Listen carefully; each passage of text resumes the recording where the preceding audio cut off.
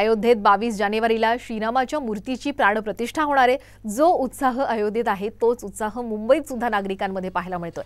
दादरच्या शिवाजी पार्क मैदानामध्ये अयोध्येतील मंदिराची विद्युत रोषणाईद्वारे प्रतिकृती ही साकारण्यात आली आहे।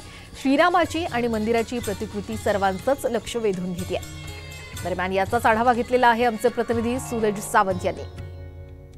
उत्तर प्रदेशच्या अयोध्येमध्ये 22 जानेवारी रोजी प्रभू श्रीरामाची प्राणप्रतिष्ठापना केली जाणार आहे।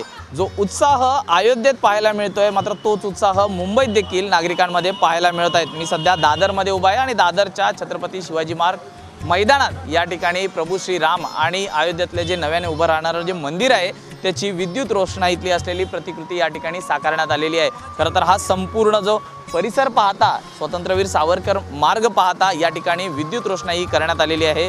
मुंबईचे भाजपा अध्यक्ष आशिष शेलार यांच्या हस्ते ही विद्युत रोषणाई करण्यात आल्याचं सांगितलं जात आहे आणि मोठ्या प्रमाणात या ठिकाणी नागरिक हे आता या ठिकाणी जो हा विद्युत रोषणाई केलेली जी प्रतिकृती आहे ही आपल्या मोबाईलमध्ये टिपताना पाहायला मिळत आहेत। असंख्य नागरिक या ठिकाणी जमल्याचं पाहायला मिळत आहेत। खरं तर दादरसारखा परिसर म्हटलं तर या ठिकाणी मोठ्या प्रमाणात नागरिकांची वर्दळ असते। अनेक राष्ट्रीय स्मारके या ठिकाणी आहेत आणि अशातच ही जी विद्युत प्रतिकृती उभारण्यात आलेली आहे ही सगळ्यांचंच लक्ष वेधून घेत आहे।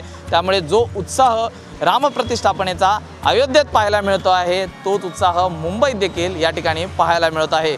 नितीन खरातसह मी सूरज सावंत, साम टीव्ही न्यूज, मुंबई।